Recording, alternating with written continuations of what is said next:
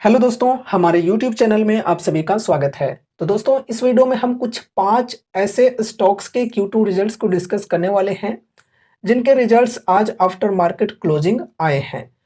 तो रिजल्ट्स का इम्पैक्ट हमें कल के दिन स्टॉक प्राइस के अंदर देखने को मिल सकता है। तो चलो देखते हैं कैसी रिजल्ट्स इनकी आई हैं, मार्केट एस्टिमेट्स को ये कंपनीज बीट कर पाई हैं या नहीं। शुरू करते हैं बीकाजी फूड्स के साथ।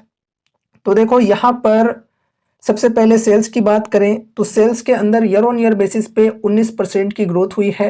598 करोड़ से बढ़कर सेल्स 713 करोड़ तक पहुंच चुकी है। क्वार्टर ऑन क्वार्टर बेसिस पे भी अच्छी ग्रोथ हुई है। 561 करोड़ से बढ़कर 713 करोड़ पर सेल्स पहुंच चुकी है। उसके बाद यहाँ पर एबिट की बात करें तो एबिट के अंदर ईयर ऑन ईयर बेसिस पे 22% की ग्रोथ हुई है। 89.1 करोड़ से बढ़कर 109 करोड़ पर पहुंच चुकी है। And quarter on quarter basis पे बात करें तो 93 करोड़ से बढ़कर 109 करोड़ पर पहुंच चुकी है। फिर नेट प्रॉफिट की बात करें तो ईयर ऑन ईयर बेसिस पे 18% की ग्रोथ हुई है। 61.3 करोड़ से बढ़कर नेट प्रॉफिट 72.1 करोड़ पर पहुंच चुकी है। फिर यहाँ पर क्वार्टर ऑन क्वार्टर बेसिस पे बात करें तो 60.6 करोड़ से बढ़कर 72.1 करोड़ पर पहुंच चुकी है नेट प्रॉफिट। ईपीएस की बात करें तो ईयर ऑन ईयर बेसिस पे ईपीएस 18% से बढ़ी है। 2.45 रुपए से बढ़कर 2.88 रुपए हो चुकी है EPS year on year basis पे। क्वार्टर ऑन क्वार्टर बेसिस पे बात करें तो 2.42 रुपए से बढ़कर 2.88 पर आ चुकी है। रिजल्ट्स ओवरऑल ठीक है। मार्केट एस्टिमेट्स की डेटा इस स्टॉक के लिए अवेलेबल नहीं है, इसलिए हम उसे डिस्कस नहीं करेंगे, लेकिन ओवरऑल रिजल्ट्स बढ़िया है तो स्टॉक के अंदर पॉजिटिव रिएक्शन देखने को मिल सकती है कल के दिन।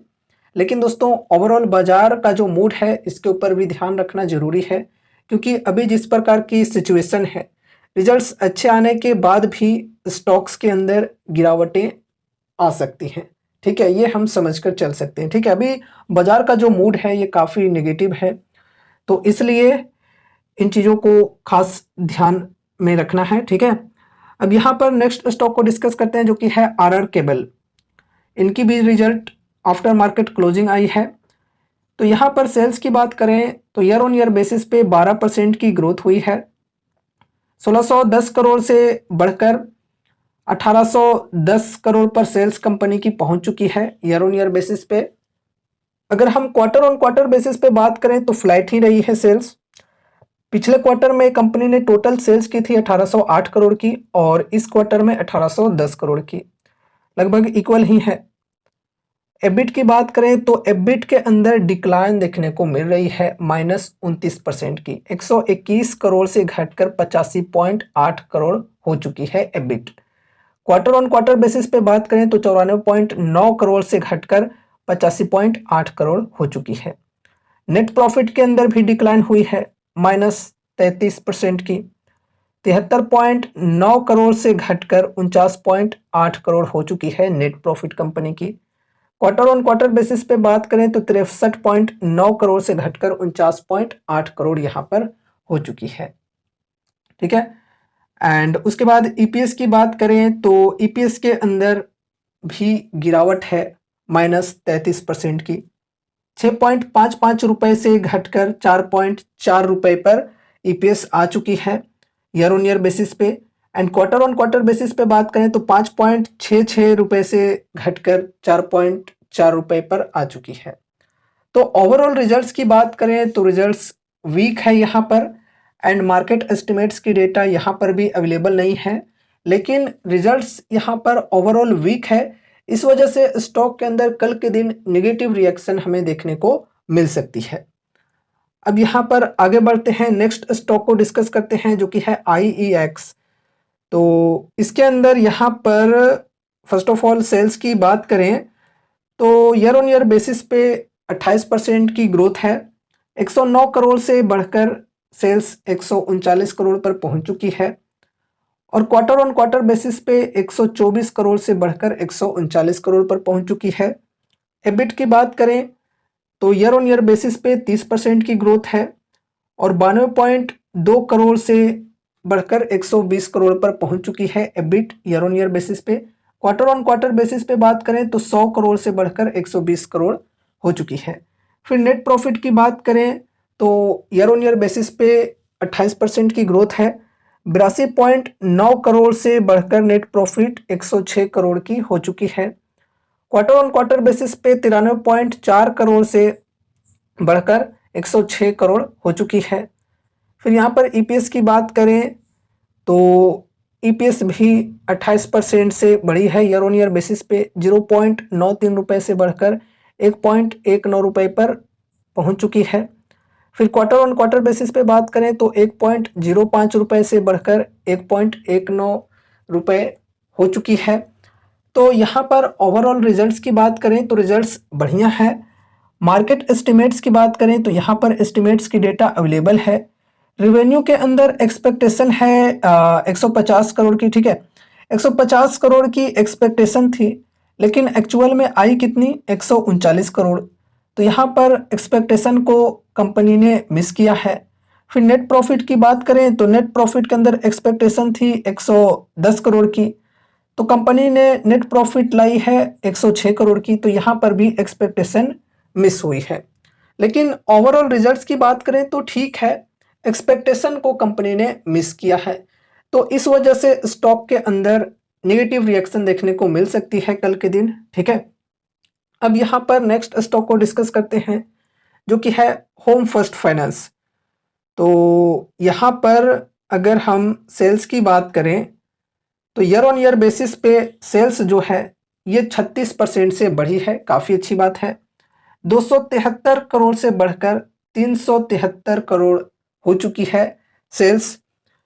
फिर यहाँ पर क्वार्टर ऑन क्वार्टर बेसिस पे बात करें तो 336 करोड़ से बढ़कर 373 करोड़ पर पहुंच चुकी है। उसके बाद एबिट की बात करें तो ईयर ऑन ईयर बेसिस पे यहाँ पे 41% की ग्रोथ हुई है। 212 करोड़ से बढ़कर एबिट 298 करोड़ पर पहुंच चुकी है। और क्वार्टर ऑन क्वार्टर बेसिस पे 269 करोड़ से बढ़कर 298 करोड़ पर पहुंच चुकी है। नेट प्रॉफिट 24% से बढ़ी है ईयर ऑन ईयर बेसिस पे 74.3 करोड़ से बढ़कर 92.2 करोड़ की हो चुकी है net profit year on year basis पे। फिर यहाँ पर क्वार्टर ऑन क्वार्टर बेसिस पे बात करें तो 87.8 करोड़ से बढ़कर 92.2 करोड़ हो चुकी है नेट प्रॉफिट। एंड उसके बाद ईपीएस की बात करें तो 23% से ईपीएस बढ़ी है ईयर ऑन ईयर बेसिस पे 8.43 से बढ़कर 10.34 रुपये हो चुकी है ईपीएस।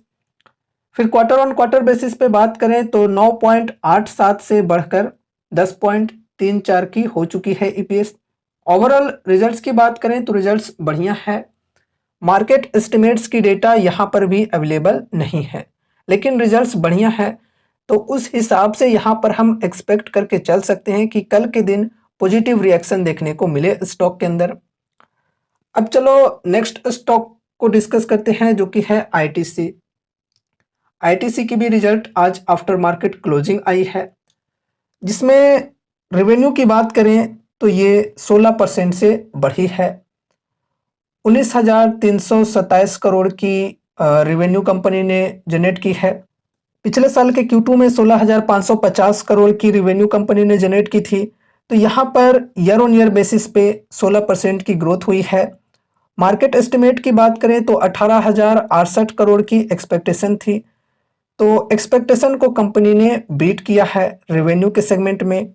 एबिटा की बात करें तो एबिटा इनकी बढ़ी है 5% से, और यहाँ पर अमाउंट के अनुसार बात करें तो 6335 करोड़ के अप्रॉक्स एबिटा रही है।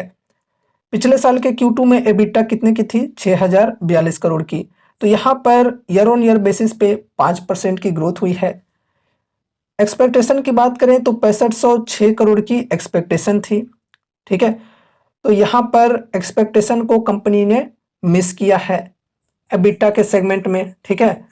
एंड उसके बाद मार्जिन की बात करें तो मार्जिन 32.8%। अगर हम पिछले साल के Q2 की बात करें तो 36.9% की थी, और यहाँ पर एस्टिमेट्स की बात करें तो 36% की थी। तो मार्जिन के अंदर भी एस्टिमेट्स को कंपनी ने मिस किया है। फिर नेट प्रॉफिट की बात करें तो नेट प्रॉफिट 3% से बढ़ी है ईयर ऑन ईयर बेसिस पे। पिछले साल Q2 में 4927 करोड़ की नेट प्रॉफिट की थी कंपनी ने, जो कि इस बार बढ़कर 5,078 करोड़ के अप्रॉक्स हो चुकी है, यानी कि ईयर ऑन ईयर बेसिस पे 3% की ग्रोथ हुई है। एंड यहाँ पर एक्सपेक्टेशन की बात करें तो 5,154 करोड़ की एक्सपेक्टेशन थी। तो एक्सपेक्टेशन को यहाँ पर भी कंपनी ने मिस किया है। ठीक है, तो ओवरऑल रिजल्ट्स की बात करें तो यहाँ पर एस्टिमेट्स को कंपनी ने मिस किया है। सिर्फ रिवेन्यू के अंदर यहाँ पर देखा जाए तो कंपनी ने एक्सपेक्टेशन को, एस्टिमेट्स को बीट किया है। ठीक है, बाकी सभी के अंदर हमें क्या देखने को मिल रहा है कि जो एस्टिमेट्स है इनको कंपनी ने मिस किया है।